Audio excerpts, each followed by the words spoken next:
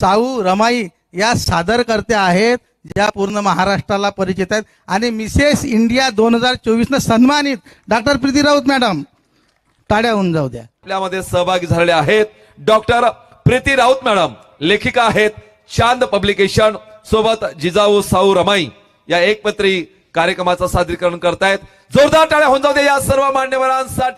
जागर संविधानाचा सन्मान बाबासाहेब आंबेडकरांचा या महाचर्चेच्या कार्यक्रमामध्ये अतिशय एक एक पैलूची उकल या ठिकाणी होते, जे की यापूर्वी तुम्ही कदाचित हे सगळं जाणून घेतलं नसेल, ऐकून घेतलं नसेल, समजून घेतलं नसेल, कुठे वाचलं नसेल. फक्त एक शब्द आपल्या कानावर सातत्याने पडला असेल, Hindu code bill, Hindu code bill. पण त्या हिंदू कोड बिलाची एकंदरीतच उकल आपण आजच्या या महाचर्चेच्या कार्यक्रमामध्ये बघतो आहोत. मी प्राध्यापक गजेंद्र गवई पुन्हा एकदा याच पहिल्या राऊंड मध्ये आपण पुढच्या प्रवक्त्याकडे जातोय आणि त्यांना विनंती आपण या ठिकाणी करतोय की मॅडम, ज्या की डॉक्टर प्रीती राऊत मॅडम आहेत, लेखिका आहेत, मॅडम काय वाटते तुम्हाला एकंदरीतच महिलांच्या उत्थानाच्या दृष्टिकोनातून हिंदू कोड बिल ते महिलांचा लढा?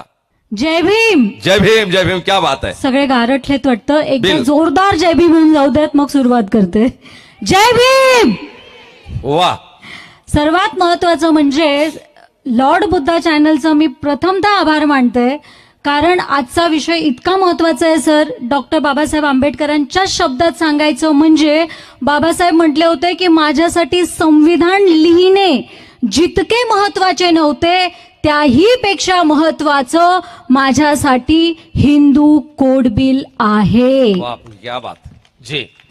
कारण हिंदू कोड बिल म्हणजे 50% उपेक्षित स्त्रिया, त्या ब्राह्मण असू द्यात, क्षत्रिय, वैश्य, शूद्र, मुसलमान, शीख वा मॅडमने ज्या पद्धतीने सांगितलं त्या काम करतात आहे की ज्यांनी हिंदू कोड बिल वाचलं तृतीय पंथीयांना सुद्धा त्याचा फायदा झाला. आणि बनसोड साहेबांनी सांगितल्याप्रमाणे जर हिंदू कोड बिल हे तुकड्या तुकड्यात नसतं आलं, एकाच वेळी आलं असतं, तर जी शहाबानो बेगम केस आपण आत्ता वाचतो आणि ज्याचा प्रभाव हा राजकारणाच्या पटलावरती इतक्या मोठ्या प्रमाणात पडला, ती शहाबानो बेगम केस ही आलीच नसती, ती आधीच सॉल्व्ह झाली असती. कारण कलम 25 मध्ये धार्मिक स्वातंत्र्याचा अधिकार तर दिलेला आहे, परंतु हेही सांगण्यात आलेलं आहे, बाबासाहेबांना माहिती होतं भारतीय तो कुठल्याही जाती धर्माचा असू द्या, त्याला धर्मात परिवर्तन नको असतो, तो धर्मावर प्रचंड प्रेम करतो, अतोनात प्रेम करतो. म्हणून बाबासाहेबांनी सांगितलं होतं की जेव्हा ही सुधारणेची वेळ येईल आणि धर्म आडवा येईल तेव्हा धर्म आडवा येऊ देऊ नका. बिलकुल. आणि बाबासाहेबांना जितका त्रास झाला संसदेच्या आतमध्ये तितकाच संसदेच्या बाहेर देखील झाला. बिलकुल. आपल्याला माहिती आहे, बोललं गेलं पाहिजे. करपात्र महाराज ज्यांनी मोठा लढा उभा केला, सवर्णांच्या स्त्रिया ज्या आता मोठ्या प्रमाणात संपत्ती घेतात, जे शूद्र आहेत त्यांच्याजवळ होतच काय संपत्ती, आपल्याजवळ जो वारसा आहे तो शैक्षणिक वारसा होता. किती फार मोजक्या लोकांकडे संपत्ती होती. आज जे संपत्तीसाठी लढतात त्या सवर्णांच्या स्त्रिया मोजक्या काही वर्षांपूर्वी संसदेवरती लढा घेऊन गेल्या.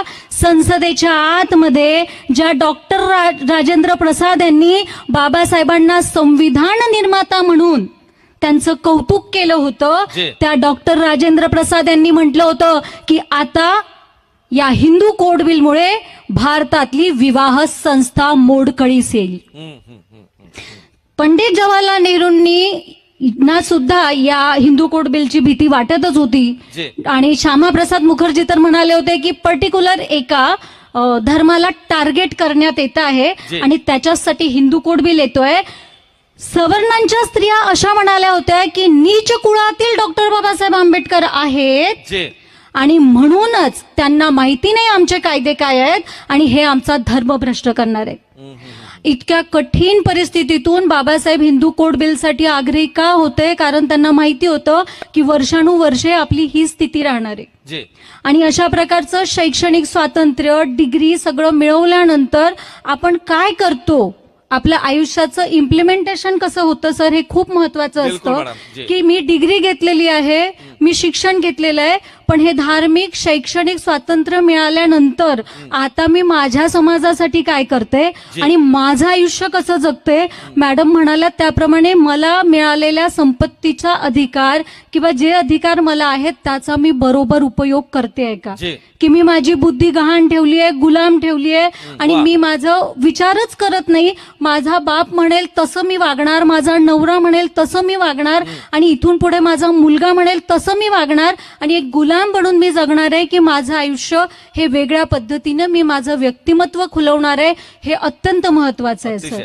कारण एक खूप महत्वाची गोष्ट आहे की ज्यावेळी एखाद्या व्यक्तीला 2 मुली असतात ना, हे मी साधारण वागण्यातून पण समजून घ्या, कारण फॅक्च्युअल कंटेंट खूप सारा सरांनी सांगितलंय. जेव्हा एखाद्याला 2 मुली असतात ना, त्यावेळी तुम्ही बघितलं असेल प्रश्न विचारण्यात येतो, दोन्ही मुलीच का, होय मुलीच आहेत का, त्या च मध्ये ना खूप मोठा अर्थ आहे सर. पुरुष सत्ताक मानसिकता वसलेली आहे आणि उदाहरणांवर बोललं गेलं पाहिजे. आज एखाद्या स्मारकामध्ये मुलीला डावललं जाणं, एखाद्या कार्यक्रमामध्ये, मी नाव घेणार नाही सर, सगळ्यांना माहितीये कुठलं काय झालं होतं, किंवा एखादी निवडणूक जेव्हा पूर्णत्वास येते त्यानंतर त्या घरातल्या मुलीला सुद्धा कशा पद्धतीनं वागणूक मिळते ही या देशाची वास्तविकता आहे. दिस इज सिम्बॉलिक सर. पण प्रत्येक घराघरामध्ये हे होतं. ज्या पद्धतीने सरांनी म्हटलं की आपण बोथट झाले आहो. एखाद्या मुलीला जेव्हा तिने इंटरकास्ट मॅरेज केलं म्हणून तिचा बाप मारून टाकतो ना सर त्या मुलाला, त्यावेळी खाली कमेंट बॉक्समध्ये जाऊन बघा, आंतरजातीय विवाह केला ना, असंच व्हायला पाहिजे होतं. एखादी व्यक्ती मंदिरात जाते आणि तिचा बलात्कार होतो ना स्त्रीचा, त्यावेळी असं नाही म्हटलं जात सर पुजाऱ्याने बलात्कार केला, हे म्हटलं जातं ती कशाला गेली तिथे मरायला. ही लोकांची मानसिकता आहे सर. जोपर्यंत आपण या मानसिकतेतून निघून आपले हक्क ओळखणार नाही ना, तोपर्यंत आपल्याला या अधिकारांचा वापर करता येणार नाही सर. थँक्यू. जोरदार टाळ्या होऊन जाऊ द्या. डॉक्टर प्रीती राऊत मॅडमना बंधूजनो खूप छान मांडणी या ठिकाणी केलेली आहे. पुढच्या प्रवक्त्याकडे येतोय doctor Preeti Raut madam. Madam काय वाटते तुम्हाला, हा अतिशय महत्वाचा राऊंड आहे आपला. जय भीम. जय भीम सर. सर्वप्रथम हिंदू कोड बिलातून आपल्याला काय अधिकार मिळाले हे स्त्रियांना समजणं महत्वाचं आहे. आपण शॉर्ट जाऊ आणि इम्पॉर्टंट आता बघूया की सर्वात महत्वाचं संतती नियमन. तर मी म्हणेल सर, स्त्री ही अतिशय बळकट असा जेंडर आहे की ती तिच्यासारखा दुसरा जीव निर्माण करू शकते. म्हणजे माझं बाळ जन्माला आल्यापासून माझी जबाबदारी आहेच. अर्थात ती माझ्या नवऱ्याची पण आहे, पण माझी देखील आहे. सर जसं म्हणाले की मॅजिस्ट्रेट माझं बाळ बनेल का. मी पुन्हा एकदा सांगेल, कारण आपण कसं घरात वागतो हे खूप इम्पॉर्टंट असतं सर. मला एकच लेक आहे आणि आम्ही तिच्यातच संतुष्ट आहोत. माझ्याही पेक्षा माझ्या नवऱ्यालाच वाटतं की आता मला दुसरं बाळ नको, तू फार एम्बिशियस आहे, तू तुझी कामं कर.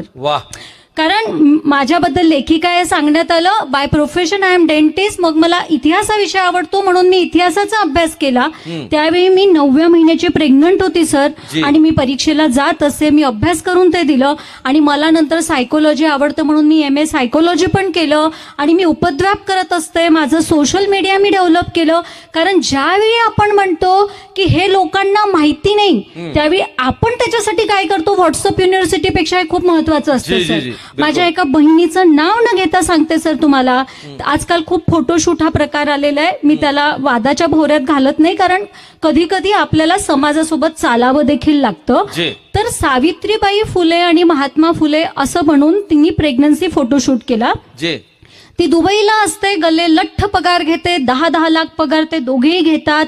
पण तिला हेच माहिती नाही की सावित्री माई या करोडोंच्या माता असतील पण त्या कधी माता झाल्या नाहीत. आणि ही विटंबना आपण करत असतो आपल्याला अज्ञान असल्यामुळे. तू क्रीम आहेस आपल्या समाजाचं, तू बाहेर जाऊन रिप्रेझेंट करते, पण तुला इतकं पण माहिती नाही की सावित्रीबाई फुले कधी माताच झाल्या नाहीत. मग माझ्या मनात आलं की आपण काय करू शकतो. ज्यावेळी मी MPSCला शिकवते मला 1000 लोक ऐकतात, पण ज्यावेळी मी सावित्रीबाई फुले साकारली ती 2.25 लाख लोकांनी बघितली. आणि ती युट्यूब वरती फ्री अवेलेबल आहे. का केली सर मी, की क्रिटिक्स करण्यापेक्षा आपल्याला करता काय येईल, दॅट इज व्हेरी इम्पॉर्टंट. बिलकुल. आता मला सुंदर शरीर आहे जे माझ्यासारखा जीव निर्माण करू शकतो, पण मी मशीन नाहीये हे तर आपल्या आपल्यालाच कळायला पाहिजे ना. जी जी. बऱ्याचदा मी नाही पाहिलं की माझे वडील हे स्वतःसाठी चहा बनवतात किंवा आईला बनवून देतात, पण जेव्हा माझा नवरा मला बनवून देतो ही खरी गोष्ट आहे. सासूच्या पण भुवया उंचावतात, आईच्या त्याच्याही पेक्षा जास्त उंचावतात. जी. अगं जावायला का त्रास देते, होय. अरे मी करून देते त्यावेळी तुला वाटत नाही. पण ही भावना, ही मानसिकता आपल्याला बदलावी लागेल की उद्या माझ्या मुलीने जर म्हटलं मला निग्रो मुलाशी लग्न करायचं तर मी का नाही म्हणावं. वाह, बहुत अच्छे. का मी नाही म्हणावं, तो तिचा अधिकार आहे. तर जसं आपल्याला या अधिकाराची जाणीव आतून होणं खूप गरजेचं आहे. जी. कौटुंबिक मानसिकता भारतामध्ये मिळणार नाही सर. भारत हा असा देश आहे जिथे हिंदू, मुस्लिम, सिख कोणी का असे ना, त्यांच्यामध्ये मतपरिवर्तन करणं हे सोपं नाही. खरंय. मी परत एकदा सांगते, आपण फक्त आपल्या धर्मावर प्रेम करतो, आपण फक्त म्हणत असतो मी पहिले भारतीय, म्हणून बाबासाहेब म्हणायचे मी पहिलेही भारतीय आणि अंतिमताही भारतीय. बहुत अच्छे. दिस इज द फॅक्ट. आपण इथे कशासाठी बसलेलो आहे की आपल्याला खरंच जर स्वातंत्र्य आणायचं असेल, मुलींना सांगा संतती नियमन हा माझा अधिकार आहे. होय. मला हा नाही म्हणणार मला दुसरं मूल हवंय, मला हवंय की नाही ते मी बघेल. कारण बाळाला जन्म मला द्यावा लागतो, प्रसूती वेदना मला सहन कराव्या लागतात. तेव्हा सासूनी पण विचार केला पाहिजे. आजकाल बाई मुली सी सेक्शनच करतात, अगं त्रास होतो तिला. होय. तेव्हा किती स्त्रिया मेल्यात, काही मेडिकल सायन्स नव्हतं त्यावेळी. खरंय. हे तुम्हीच लक्षात घेत नाही. मशीन सारखे तुम्ही 9 मुलं केले, अरे तुम्ही केले असतील ना, जी, जी. पण मग तुम्ही तेव्हा शिकल्यात का, तुम्ही आर्थिक पाठबळ दिलं का, मग आर्थिकरित्या सक्षम व्हा ना. हिंदू कोड बिल नंतर वाचू, तुम्ही सिरियल पाहण्यात घंटो घालतात. मी एका सोप्या भाषेत तुम्हाला सांगते सर, या मालिका काय करतात, तुम्हाला काय आवडतं माहितीये का, बिचारी ती. मी नेहमी म्हणत असते मला बिचारी बनण्यात इंटरेस्ट नाही. जर एखाद्याने म्हटलं तिच्या वाटी जाऊ नको ती डेंजर आहे, मला फार आवडतं sir. Yes I am danger, माझ्या नादी लागू नकोस. जी. पण मुलींना काय आवडतं, बिचारी ती, तिचा नवरा सोडून गेला, दुसरं लग्न केलं, आता ती बिचारी झाली. तुम्हाला बिचाऱ्या स्त्रिया का आवडतात, कारण आपली मानसिकता तशी बनवलेली आहे. जी. तुम्हाला मुलगा गुंड आवडतो कारण तसा हिरो दाखवला जातो. बरोबर. बाहुबली असू द्यात, बाहुबली नाही तो कुठला सिनेमा, अॅनिमल सारखे जे सिनेमे येतात, जी. मुले गुंडे आवडतात सर आणि मुली मात्र बिचाऱ्या पाहिजेत. मग का मुलगी का नसावी तिच्या मताची, ती का नसावी ओपिनिएटेड. अरे तुम्हाला काय गरज आहे, तुम्ही पूर्वी लुगडी घालत होती, मग साड्या आल्यात, मग जीन्स आलेत, मग ज्याला जे घालायचं ते व्यक्ती स्वातंत्र्य आलं ना. मग पहिले 9 वाऱ्या होत्या, मग 6 वाऱ्या घालायला लोक बोललीत ना. मग आता तुम्ही कपड्यांवरून मुलींचं चारित्र्य ठरवू नका. पहिलेच स्त्रियांनी हे समजून घ्यायला पाहिजे, मुलींना त्यांच्या शिक्षणाचा पूर्ण अधिकार द्या, त्यांना त्यांच्या मताचा अधिकार द्या, त्यांना शैक्षणिक स्वातंत्र्य मिळालं, त्यांना आर्थिकरित्या सक्षम बनवा आणि त्याच्यानंतर आपल्याला काय जागरूकता करता येईल आपल्या घरात पहिल्यांदा झाल्यानंतर मग बाहेर करा. खूप छान. जी जी. धन्यवाद. जोरदार टाळ्या होऊन जातात. खरं तर ही प्रेरणा आहे डॉक्टर प्रीती मॅडमच्या माध्यमातून. हे महिलांमध्ये एक खूप मोठं स्पंदन पेरण्याचं काम आहे, एक जनजागृती करण्याचं, अवेअरनेस करण्याचं काम आहे. सर एकच मी बोलेल, हिंदू कोड बिल मध्ये काय होतं हे तर आपण शिकलो, पण ज्यावेळी आपण आदर्श मांडतो बाबासाहेबांना, एक गोष्ट लक्षात घेतली पाहिजे, प्रत्येक पुढाऱ्यावरती राजनैतिक दबाव होता. नेहरूंवर होता, जी, राजेंद्र प्रसादवर होता, श्यामप्रसाद मुखर्जींवर होता, मुस्लिम लीडर्सवर होता, सगळ्यांवर होता. बाबासाहेबांवर का नव्हता, कारण राजकारण ह्या त्यांच्यासाठी रस्ता होता समाज सुधारणा करण्यासाठी. म्हणून सामाजिक सुधारणा हे त्यांच्यासाठी प्रायोरिटी होतं सर, राजकारण त्यांच्यासाठी प्रायोरिटी नव्हतं. म्हणून ते कायदा मंत्र्याचा राजीनामा देऊ शकले, कारण ते समाज सुधारक होते, त्यांना आपल्याला सुधारायचं होतं. त्यामुळे हिंदू कोड बिल मध्ये काय होतं हे शिकण्यापेक्षा या बिलासाठी कोणीतरी इतका मोठा त्याग केला, इतक्या हाल अपेष्टा सहन केल्या, कारण आपण मोठं व्हावं. त्यामुळे आपल्याला आपला बाप नाही म्हणत असेल, नवरा नाही, मला नाही माहिती सर आज माझा नवरा असा आहे, उद्या कसा असेल, मग उद्या तो तसा नसेल, नाही सिरियसली, उद्या तो नसेल म्हणून मग मी अन्याय अत्याचार त्याचाही सहन करावा का, तर नाही, मी सहन करणार नाही. माझी आयडेंटिटी ही वेगळी आहे, तो आहे म्हणून मी नाही, आम्ही सोबत आहे, सोबत प्रगती करू, तो तितकाच महत्वाचा आहे. पण माझ्यावरचा अन्याय मी सहन करणार नाही, हे तुम्ही पण शिकवा, आपल्या मुलींना पण शिकवा आणि समस्त स्त्रियांना सांगा. क्या बात है. बोल उठी हलचल, जमाना बदलेगा. बोल उठी हलचल जमाना बदलेगा, आज नहीं तो कल जमाना बदलेगा, चला कर चल हाथों में हाथ दिलाकर, चला कर चल हाथों में हाथ दिलाकर, आज नहीं तो कल जमाना बदलेगा. जोरदार टाळ्या होऊन जाऊ द्या. माझं नाव आहे प्रवीणा चिंचोडे. मी अमरावतीमध्येच राहते. मान्यवरांना मला एक प्रश्न होता की त्या काळामध्ये हिंदू कोड बिलाला विरोध झाला.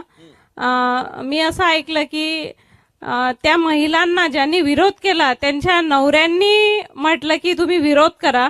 मला हे विचारायचं होतं की त्यामध्ये फक्त हे एकच कारण होतं की आणखीही काही महत्वाचे मुद्दे होते हिंदू कोड बिल यांना विरोध करण्यासाठी? अतिशय महत्वाचा प्रश्न आहे की हिंदू कोड बिलांना ज्या महिलांनी बाबासाहेब आंबेडकरांच्या अलीपूर असणाऱ्या या ठिकाणी घरावरती मोर्चा काढला, माझ्या माहितीप्रमाणे सर थोडंसं चुकीचं असू शकते, सरोजिनी नायडू नावाची जी महिला होती त्या काळामध्ये काँग्रेसची कार्यकर्त्या, त्यांच्याच नेतृत्वामध्ये काही ब्राह्मण महिलांनी बाबासाहेबांच्या घरावरती या ठिकाणी हा मोर्चा काढला. मॅडमला विचारायचं काय वाटतं, कोणी सांगेल? जी सांगा. जी वरती करा. हॅलो. हा सर, सर्वात आधी सांगते मॅम तुम्हाला, डॉक्टर रखमाबाई राऊत होत्या जी, ज्यांनी घटस्फोटासाठी पहिल्यांदा निवेदन दिलं होतं. यापूर्वी हिंदू धर्मामध्ये जी. कधीही घटस्फोट स्त्रीने दिला नव्हता. बर. आणि ते खूप मोठं प्रकरण होतं, दादाजी रखमाबाई प्रकरण. जी. आणि त्या दादाजी रखमाबाई प्रकरणामध्ये अर्धे समाज सुधारक हे दादाजींच्या बाजूनी होते आणि होय. अर्धे समाज सुधारक नाही, फार निवडक कमी लोक, होते जी. जे रखमाबाईंच्या बाजूनी होते. तर हा मुद्दा असा होता की स्त्रीला घटस्फोटाचाही अधिकार नव्हता मॅडम. जी. ना त्यांना किती संतती होतील याचा अधिकार होता, ना त्यांना पतीच्या संपत्तीमध्ये अधिकार होता. मॅडम, दत्तक घेतलेल्या पुत्राला सुद्धा संपत्ती देण्यात येत नव्हती, हा सुद्धा हिंदू धर्मात कायदा होता. म्हणजे थोडक्यात सांगायचं म्हणजे सगळे कायदे हे स्त्रियांच्या विरोधात होते. स्त्रिया मुळातच अभ्यास केलेल्या नव्हत्या आणि मग स्त्रियांचं मॅडम, पुरुषांना कुणालाही आपली सत्ता सोडायची नसते. म्हणजे आज जर तुम्ही एकाएक नवऱ्याला म्हटलं की आज आम्ही असा गमतीदार प्रसंग ऐकला की नवरा चहा बनवतो, तर तो हसून देईल त्यावेळी, पण तो उद्यापासून तुमच्यासाठी बनवणार नाही. तर मॅडम, ही प्रक्रिया असते. पुरुषांना सत्ता सोडायची नसते. जे काही होतं ते त्यांच्या बाजूनी सगळं काही सकारात्मक होतं. स्त्रियांना मात्र अज्ञान होतं, त्यांना माहिती नव्हतं की हे आपल्या बाजूनी नाहीये. दुसरं म्हणजे ह्या बाबी माझ्या धर्माच्या विरोधात होतोय, हा दुसरा पॉइंट होता. पुरुषांना सत्ता सोडायची नव्हती, स्त्रिया अज्ञानी होत्या. तिसरं महत्वाचं म्हणजे की हा काही जो कायदा आणतोय हा नीच कुळातील माणूस आणतोय.